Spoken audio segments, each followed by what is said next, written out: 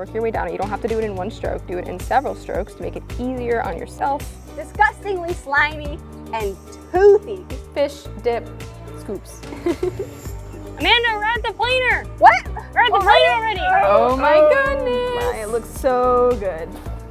He's spicy. What's inside the stomach of a kingfish? Yes, please. Okay. So amazing. Delicious, so good. Yeah! Welcome to today's Gale Force Twins episode. Today we are teaching you guys how to catch, clean, and cook kingfish. And even more specifically, we're gonna be making some fish dip for you guys. My name is Emily. My name's Amanda. Kona's right there. This is Kona. And welcome to our channel, Gale Force Twins.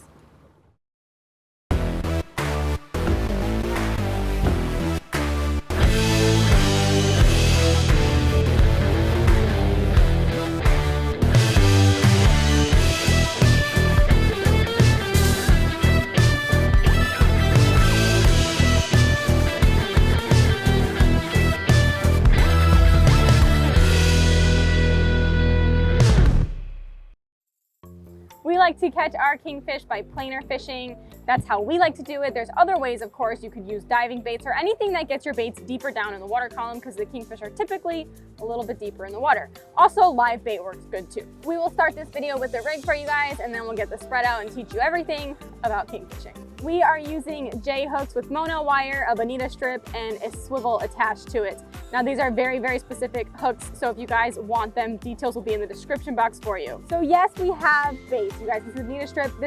A bonita strip is a strip of tuna skin basically, and specifically the species of tuna we're using is bonitos. But we don't stop there. We add a mylar, then we add a squid, and then we add a sea witch. And you guys can see that I have a color scheme going. I decided to go with the blue and black-ish color scheme. For my fluoro, I have 15 feet of 60-pound fluoro with a double uni knot attached to my 60-pound mono wind-on.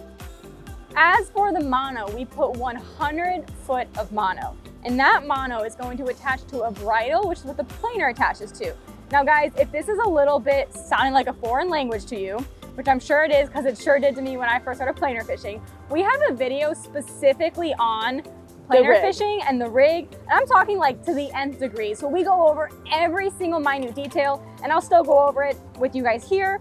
But if you want even more of a lesson, I'll link that video in the description box. I highly recommend it. That video will be really helpful for specifically this rig and how to planer fish. Here's where the 100 foot of mono ends, and then our bridle starts. We have our swivel, our bridle, and then the other swivel, and this is our braid. And I tie a bimini on the braid where the braid meets the bridle. We have 80-pound braid, and that's all of the reel is basically spooled with 80-pound braid. Here is our planer. I like to use a number 8 planer for our short, and then a number 4 for our long line. And the lead, the heavy side, is gonna go towards you. When it's diving in the water, it's gonna look like this, diving down. And we will put it on with double-sided snap swivels. Now you guys can see these snap swivels. One side is obviously a snap, and the other side, you're probably wondering what happened to it. Well guys, we actually cut it off because it makes for easier removing your planer. We attach our planer on the bridle side. And again, guys, like I said, we have a very, very, very detailed video, which will be in the description box. So if you're somewhat confused here, go ahead and check that video out. But maybe after you watch this one and learn about catch, clean, cook, kingfish dip. Now we're going to drop our planer in the water. And since this is the short, I'm gonna count to 15. Let's say that's 4, 5, 6. Slow counts, guys. You don't gotta go 7, 8, 9, 10, 11, 12. That's probably about 15 seconds right about now. I'll put the reel into strike and put it in the rod holder. Now we're going to put out our long, and you guys can see I have a different color scheme. I went with white, pink, a little bit of yellow in there, but it's the same thing. We got the mylar, the squid, and the sea witch. Always pick different colors when you first get out there because you don't know what the fish want. If one starts getting a lot of bites, then maybe switch your other one to kind of match that color. Here's our bonita strip. I will teach you guys how to put on the hook. You guys can see this flat side here. That is just top of your bonita strip. I'm going to poke a small hole into the strip. See that there? And then I will use that hole to get the wire, the mono wire through it, and I will push the wire back into the eye of the hook to secure it. Then we have this extra here dangling. I will measure where it needs to go, right about there, and I'll put it all the way through the hook. There we go. So just like that, that's our bonita strip ready to go on our long. As I start letting this long out, I'm going to work my way towards the bridle. And just a friendly reminder, guys, that you don't start counting how far it goes out until you get to the bridle. So I'll put the planer on, and then I'll count 1, 2, 3 seconds, 4 seconds, 5 seconds, because this is all just the mono wind on, and then that's the bridle. So there is our number 4 planer on our long. So Emily, why don't you go ahead and drop that down into the water. There goes the planer. And how many seconds back do we go on the long? This one, I'm gonna double it. So last one was 15, this one's gonna be 30, sometimes even 35. Make sure you're driving straight when you're letting the long out, especially if you let the long out after the short. Typically, I'd recommend you guys do the long first, but the way I had it in the boat ready to go for you guys was easier for me to talk about the short first. Now, I would say 8 times out of 10, the planer will set on its own. And the planer setting basically means that it's properly diving and getting your bait or whatever it is that you have on your lure deeper down into the water column. You can see this rod just by looking at it. It looks like there's not much on it. So guys, I'm gonna go ahead and say the planer's not set. So how do we set the planer if it doesn't happen on its own? Grab the line, pretty straightforward. I'm just gonna grab some line. I'm gonna drop the line. There we go. Naturally the rod So now you sets. guys can see all that pressure on the rod. So the rod is starting to bend over. So that's how you know that the planer is set. Now you might ask what a bite looks like. So we're gonna do our best to mimic a bite. So Emily, why don't you show them what a bite's gonna look like? You guys see that rod tip, how it just did that and bounced? Basically the bouncing of the rod tip means there's a bite. That's a bit exaggerated. I had to drop the reel into free spool and put some pressure on it to replicate that. It probably won't look that dramatic. If it does, you probably got a really big fish on. Now let's talk about speed and depth. For kingfish, I like to go about 5 knots or so. If you're going a little on the slower side, you're gonna attract more barracudas. And if you go on the faster side, like 8, 10, 12 knots, then you're gonna get the wahoos. As for depth, I would say 100 to 150. You can sneak into 70, but don't go any less than that, because then if you get too shallow, you risk your planers hitting bottom, and that's a sketchy. That's a nightmare. You don't want to do that. So I wouldn't go in past 70, and I would like to stay in around 150 and just kind of make zigzags. And so let's say I'm in 100 and I'm gonna zig out to like 150, zig back in to like 80, 90, and then back out, and just kind of keep doing that along the coast, whether you're in the Florida Keys or off the southeast coast of Florida. That's how we like to do it. You're like, don't stop reeling. All right, good? Yeah. All right, we had a bite. We had a bite. If you guys are looking, you see how the rod's just bouncing like that. It's doing that because I'm reeling it in, but that's also what a bite kind of looks like. So we saw that happen. And because we're fishing planers, I'm leaving the rod in the rod holder here, like this, and just reeling nice and easy. Now I know why it's so heavy. Hold on. All right, there's definitely a fish on there. I'm gonna back it up. Emily's gonna carefully remove all the garbage. All right, gently fish on. Okay. All right, taking the planer off, and I'm gently letting go of the line. All right, Emily, drive the boat. Hurry. We're gonna cross. There we go. Okay. Definitely got a fish on there. It's definitely there. Let me know if you think it's on gas, Amanda. I'll let you know in a minute. So tell everybody how you're driving again. All right, so I brought it back from, we were driving like 5.5 to 6 miles per hour, and then I brought it back to now about 4. It's a king. It's a king. It's a king. Ooh. All right, so now that the planer's off, I picked the rod up out of the rod holder to control the fish around the engines as needed. This might be a nice size king as well. There we go, nice and easy. Here we go. Coming up. Okay, big run, big run. He's a little guy. Well, he's a skinny guy. He's a medium. He's a medium, skinny, and feisty one. So Emily, why don't we go ahead and we can probably swing this guy. Just make sure you get a good wrap on him. Got a really good hook set. Go ahead, swing him in the boat. There. Oh, that's a decent one. There we go, man. A little bigger than I thought it was. All right. Wow, high five. High five. Woo. We have landed our kingfish, guys. It worked. Our rig worked. I mean, I'm not surprised. We do this all the time. Okay. But let's go ahead and check it out. So I would call this guy a medium-sized king, which is great size for some fish dip. Alrighty, look at this fish. So they're super slimy, like disgustingly slimy and toothy. Can you see those teeth? So toothy. super toothy. But even though they're toothy, we still don't fish with wire. I think we're gonna get this fish on some ice before we take him back to the dock and fillet him for some delicious fish dip. Emily, do you mind opening up that ice cooler behind you for me? Okay, so we're just gonna slide this guy right here, like so. All right, let's get some ice on our fish. There we go, absolutely covered in ice. Guys, it's really important that you keep your fish nice and cold. And a fun fact, if you're ever a little bit low on ice, add some salt water to it. It becomes a brine and it gets it really, really cold. We have a lot of ice there, so no need for that, not yet at least. Amanda is now re-rigging the bonita strip on, whoa. Amanda, look at this ball of bait. Whoa. Anyways, we just marked a cool ball of bait, which is good for kingfish and other species. Anyways, so what I did was as soon as we hooked up, I hit mark because kingfish tend to hang out with each other. So after we landed that fish, I'm gonna turn around and go back to that mark where we caught one and hopefully there's another one. I'll make one, at most 2 more passes, and if we don't get one, then I'll keep going on my way. But Amanda's gonna re-rig. She's already got it rigged, letting it back out. And so mental note that the bite was on the blue and black one. So if we get another bite on the blue one and we want to stay out longer, then we probably should switch the pink one to like a darker color, maybe a purple or a light blue or just something that's maybe a little closer to that color. Amanda, we're at the planer. What? We're at the planer already. All right, fish. But also, you gotta go to your left a little. Fish on, we're at the planer. We got our second bite. Okay, I'm gonna run up there. Oh boy. I got your planer, don't worry. All right. All right, Well, I pick up gotta your move the rod and rod. back up. Yep. Perfect. Carefully remove the planer. Carefully Gently let go of the line. Keep reeling. Good Keep job. reeling. Throw the planer there.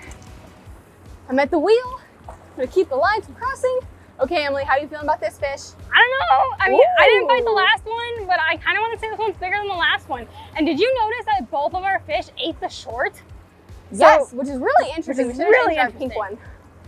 We never changed the color. So they both are eating the short. Well, no, we weren't gonna change the color unless we caught another one. Oh, that's right. There we go. So So now if we it's want to time catch to a change the third color. one, then I'd say change the color on the long. All right, here he comes. So I'm just carefully driving the boat to keep him from crossing with the lines, getting too close to the engines. We're actually getting a little shallow too, so I kind of need to go to my left, Emily, just so you know, because of our water depth.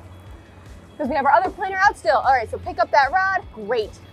Oh, I see him. It's a king. He's definitely smaller than yours, A little smaller. That's Smaller. okay. We got a king. but he was feisty. A fish is a fish, no matter how small. Here it is. Here he is. Is he a swinger? You want me to come swing him for you? Going under the boat. we're good. You got it? Yep. All right, I got it. I'm coming. Oh, he's kind of the same size. All right, back up. He's feisty. There we go. In the boat. I think he's the same size. It's about the same. Yeah! We have kingfish number 2. Check it out. Guys, we're gonna have some great fish dip for you pretty soon. This guy's a little bit smaller than mine. A little bit, not But much. now we've got plenty of fish. Oh, yeah. Well, we already had plenty of fish. Yes. Now we got extra fish for kingfish. All right, let's put them on the ice. All right, Second fish. going into the ice. Looks like we should make a brine, man. Let's make a brine. I totally agree. So we're gonna pour some salt water in here so we have some soupy, icy water. We caught not only one, but 2 of the species we were targeting in order to make this entire video complete. How to catch. You guys just learned how to catch a kingfish. Now we're gonna teach you how to fillet a kingfish. But before we get back to the dock, what do you do if you have a planer that hasn't tripped and you need to go in? Well, Exactly. reeling against it is not, it's no joke. It's not easy. I mean, look at that rod. You can hardly do it. It's like fighting a fish on the way in. So we need to trip the planer. How do we trip a planer? We're going to lift the rod tip high, drop it fast, and lift it fast. There we go. There you go. And It's Emily, tripped. just like hold the rod right there. You can clearly see that the rod's pretty much straight. So you know there's no pressure on the planer. And as you reel, it's gonna be 10 times easier. So that's how you're gonna know that the planer is tripped. We are at the fillet table, and the first thing I did was spray the table before I put the fish on the table because a wet, slimy fish on a dry table will make it stick and also make cleaning your table afterwards a lot harder. Now that the fish is on the table, I will spray the fish off, especially kingfish because they're slimy, and it would just make easier to fillet, make it easier to fillet, and you know, hold your fish and everything, so it's not so slippery. A good spray, and I'll do both sides. For filleting this fish, I'm just gonna take the meat off the fish and fillet it, kind of like how you fillet any other fish, but I am gonna leave the skin on for smoking it.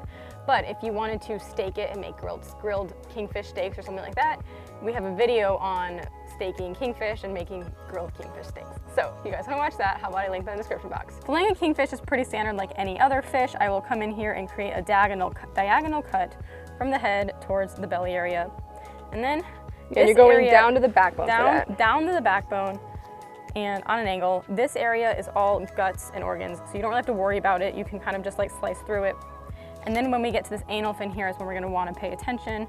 I will put the knife in maybe a half inch or so, and just work down the backbone, just to kind of get like an outline going. Exactly, so today we're doing the outline method, which is a really solid method on larger fish. So you guys could, for reference, if you are catching mahis or tunas, you can use this to learn how to fillet your mahis or tunas as well. Exactly. And I'm going to finish outlining the fish. Same thing, so we're coming back here, outline. Knife is about a half inch into the fish. And we're just basically feeling that backbone and separating a tiny amount of fillet from the backbone. But what this is really doing is actually helping us create an outline with the skin. So the skin is being cut through. All right, so I like to outline both sides at the same time before I get into cutting the meat off. So I will do the same thing on the other side before I cut the meat off. Just like that. So we're gonna continue the outline, both sides of the fish, down the backbone.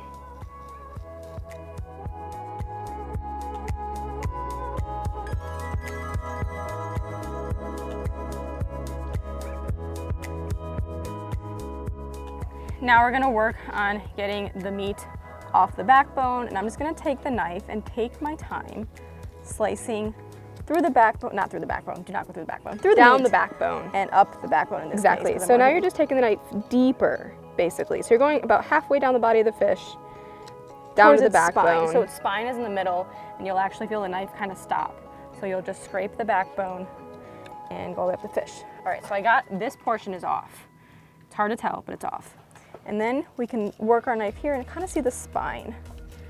Now we're gonna work on getting the meat off of this region and up here, but between here and here is kind of the organs. So I will just put my knife in further, and once again, the knife is going basically down the backbone, but it stops at the spine again. And you're just gonna take some strokes, work your way down. You don't have to do it in one stroke, do it in several strokes to make it easier on yourself, just like that. Now we're just gonna work on getting it off the spine. So I'll just grab the side of the tail, take my knife, and work up the spine. Work the knife up the spine like so. There we go. And cut it off the fish. And there we have our kingfish fillet. And there's the fish.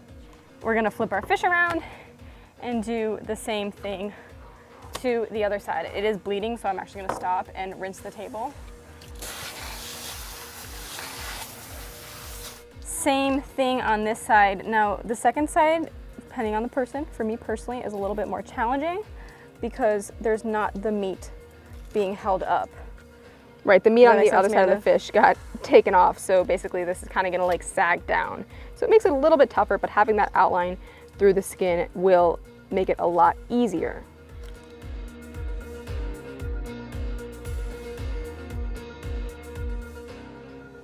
The only thing I'm really gonna cut out is the stomach. You guys can see the stomach right there. That's the stomach. We don't need to smoke the fish with the stomach. And then the next step is to cut our fillets with the skin on. Those are pelicans flapping around in the water. With our skin on for the smoker. So that's kind of personal preference. Exactly, so we're just basically cutting, I would just say like nice little chunks. We're leaving the skin on, we're leaving the bones, and we're leaving the bloodline because this is going straight into the smoker.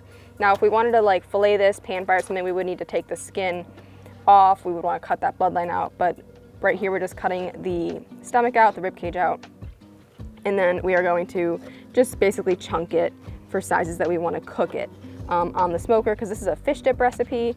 We're not pan frying that or anything. Kingfish is a very popular fish to make fish dip. Something I do want to add, guys, that I didn't say that I should have said is to have a sharp knife. Now, before you fillet your fish, sharpen your knife. It's very important. A dull knife is a more dangerous knife because you can slip and cut yourself that way. Before we see you guys in the kitchen, if anyone wants to skip through this next minute, go ahead. But I think we should check out the stomachs of these kingfish. What's inside the stomach of a kingfish? Yes, please. Okay, you ready? We're cutting open the stomach on the kingfish. If you are, I don't know, squeamish, just skip past this part. Yeah. We're gonna see if there's any fish inside. I don't think we can there's recognize it, anything but this inside stomach this looks one. actually totally empty. But the other one, yeah, this one's pretty empty. Okay, this The one's other empty. Let's one? grab the second fish. Look at that. Oh yeah. What do you guys think it is? I don't know. What do you Start think it guessing is? now. I don't know, like a pilchard or something.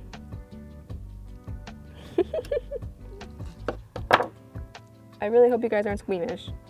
Wow. That's like That looks like a I mean, fillet it's a back. it's obviously a fish. It's a fish. You can see the backbone. You can see the bone on it. Maybe it could have been a baby yellowtail snapper. I mean, it's a pretty big fish. It That is a probably big ate fish. like a small snapper or something like that. Here we go. Is this the head? This is the tail. That looks like The backside. I'm gonna go ahead and say that this fish ate a ballyhoo.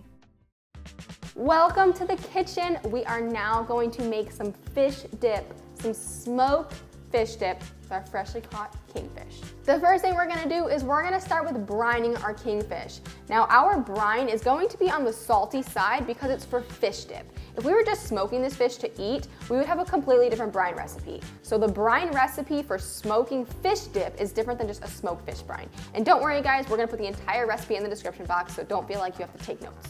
A traditional brine is gonna have water, brown sugar, and salt. So we're definitely gonna start with those ingredients. Now some people will season their brine and some people don't. We like to season ours. We've actually done taste tests of a seasoned brine versus an unseasoned brine and have noticed a difference. So we are gonna season our brine with onion powder, garlic powder, Worcestershire sauce, and some red pepper flakes. And I almost forgot, we are gonna add some bay leaves to our brine as well. So now at this point, I am just mixing all of our ingredients into our brine. What I like to do is we do 4 cups of water in our brine. So the first 2 cups of water that I put in are actually warm water to help mix in and melt the salt and the sugar. And then after that, I'll do cold water so that we're not putting room temperature water. Or room not temperature cold. water to not have our fish go into hot water. Now, how long do we brine our fish for? So I'm gonna just put our fish straight into a gallon-sized Ziploc bag, and then I will pour the brine into the bag and put it into the fridge.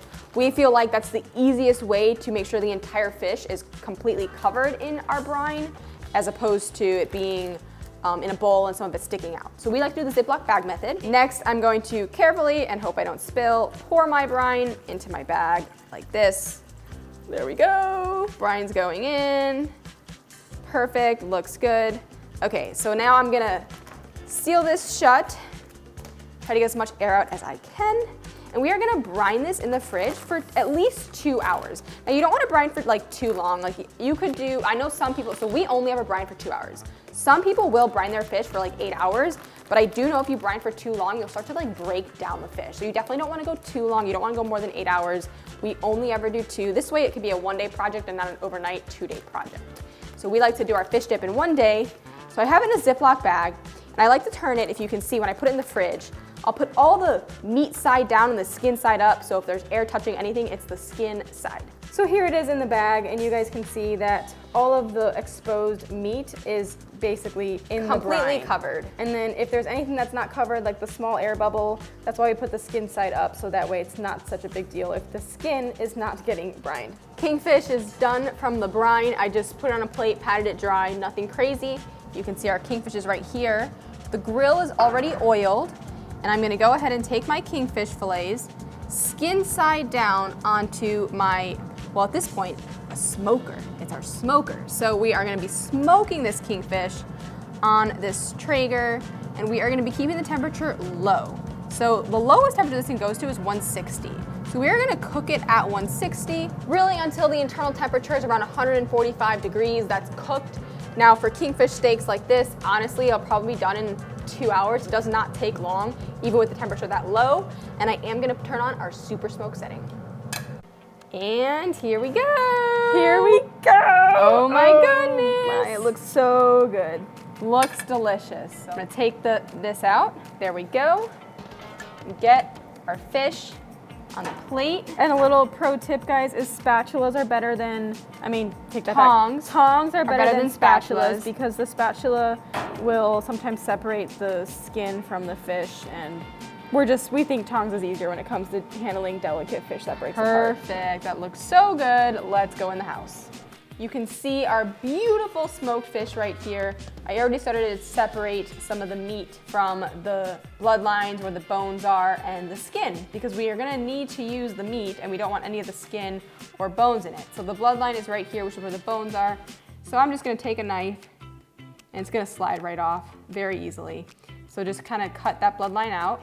If I flip it upside down, most of the skin has already fallen off of it, but it peels off so easily. Just like that. And now we have a nice chunk of meat that we can let cool before we make our dip. So I'm just gonna do that with all of my fillets right here. And you can cut the bloodlines out at the fillet table, which isn't a bad idea. But what I wouldn't do at the fillet table is take the skin off, because the skin really gives us something to sit on top of on the grill when you're smoking it. So, but if you wanna take the bloodlines out ahead of time, you can. And taking the skin off, yes, when it's raw, the skin's very soft. It's very soft. So it's kind of challenging. This is a hard fish to skin in general. So if you just wait till it's cooked, I mean, you can kind of literally see how easy it's peeling off. Once I finish this part of the smoked fish portion of the job, I'm just gonna let it cool. Once it's cool, we're gonna go make the dip. I think Kona wants some kingfish. Do you want some kingfish, Kona Bear? Kona wants kingfish. Give her a little piece. All right, Kona, come. Sit. That's it. Okay. Oh, so yummy. Now that the kingfish fillets are cooled, we're gonna throw them in the food processor, which I already did. We're using 1 pound of meat right here. And I do need to take a minute and thank one of our subscribers for sending us this food processor. Because way back when, Emily and I made a tuna salad recipe and we didn't have a food processor, so we hand chopped absolutely everything. And we had a subscriber that literally sent to our P.O. box us a food processor. So today we're using it and we're so glad we have it because it's making this so much easier. So the base of our fish dip is going to be sour cream with a little bit of mayonnaise. Now some people use cream cheese, some people use heavy cream. There's a lot of different ways you can do it. And we're not a fan of cream cheese. We're not a fan of cream cheese, and I love cream cheese. Well, we do. But we love cream cheese, but not in fish dip. We feel like it overpowers the flavor of the fish. And we have tried multiple recipes until we dialed everything in and created our very own. So we'll give you guys the details in the description box, don't worry. So we are gonna use sour cream, a little bit of mayonnaise. For our dry ingredients, we're gonna use paprika, we're gonna use garlic powder, and onion powder. Old Bay. Yes, and we're gonna use some Old Bay. Then we're gonna use Worcestershire and some liquid smoke. Now, liquid smoke is definitely a nice touch. We're also gonna use some freshly squeezed lemon juice, has to be fresh, and our favorite part is our fresh herbs. So we're gonna be using fresh dill, fresh parsley, and we're gonna be chopping some onion up. I have everything in my food processor except for my fresh herbs and my chopped onion because I don't want those to get completely blended into the dip. We want those to go after so that you kind of get like little chunks of onion in your dip. We want that texture. So that's not happening. I'm just putting that to the side, but everything else is in here. Here we go. I'm just gonna use the pulse to chop button, or there's also a slice shred, which could work too, but we're definitely not gonna be using the puree button on this. We're just gonna go for it.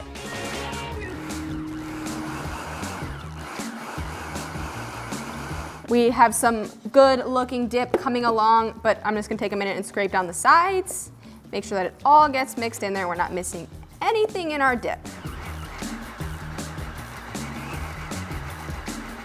So you can kind of get a visual of the texture of our dip before we put in our onion and our herbs. We don't like it super fine, is the word we came up with. Or I was gonna say mushy, but that's not a good creamy, word. mushy, I don't know. We like it to have some. We like texture in it, so that's what we're going for. We're going for more texture, so why don't you come on over here. I'm gonna add my fresh parsley, so I've kind of already broken it up with my fingers. My fresh dill, which I did chop up a little bit. And then my onion. So if you wanna just look at my onion chunks. So I have large onion chunks on purpose because I know that they are gonna continue to get broken up and into smaller pieces. So I didn't wanna finely chop my onion, I just largely chopped my onion. So our dip is officially mixed, it is done. You can kind of see the size of the chunks of the onion in there, plus the dill and the parsley. And let's move over because presentation is everything. So serve it on a bed of lettuce with some carrots, some of your favorite crackers, maybe some celery if you have some. And use a cookie dough scooper to make your nice. Yes, a cookie dough scooper to scoop your fish dip scoops. All right, let's put some on the cracker. Our favorite crackers for fish dip is club crackers. We didn't salt our fish dip because you have to remember that the brine makes the fish salty. So the salt is to each his own. If you like your food salty, then you might want to add some. But what's so cool about fish dip is that you can taste it, add a little more onion, add a little more Old Bay, salt, pepper, whatever you want. So we like it without salt. We like our recipe. Yes, we like our recipe. You ready? Cheers. That is delicious, and something it. about the salt too is the crackers have salt, so that also adds a salty flavor. So we don't really like to salt it any more than the brine and the crackers themselves. The smokiness of that fish, So so amazing. delicious, so good. What is it? Slow and Low and slow. Low and slow. Low and slow. There we go. If you're having a party or something, make it the day before or the night before, because overnight in the fridge, all those flavors will become even more enhanced, will be even better. While we enjoy this fish dip, we want to thank you guys for watching. We hope you get out there, have fun, and stay safe. All right, You're gonna sit. I'm gonna sit on the same side. height. All right, you ready? Yes. Gale Force twin. Okay, sorry. Can we move this stool thingy? Why? It's bothering me. It's Because super- well, Kona's taking up too much space. And then also, do you think that the camera's too low? What? Maybe this way a little bit. This sun's gonna go behind Let me us. move. But the sun wasn't in our faces when I'll just drive the boat. We're coming to be. What is happening? Kingfish are. What kind of hooks are these? 11-0s, J hooks. And then we have Swivel. You didn't say the swivel. Yeah, I did. You didn't. I said it. Can you get? Are you getting this in the shot? No. I want you to get. Oh wait, I need it. I have. Okay. But you didn't. So, I don't know what I say now. Okay. Where's the cooler? Oh, can I? It's by your feet. While Amanda rigs. Wait. Hold on. Wait. Give me a head cam. Prior to filming the, or we do it one time. You know what I'm trying to say? All right. It is then going to include. That's good, right? Mm-hmm. Okay.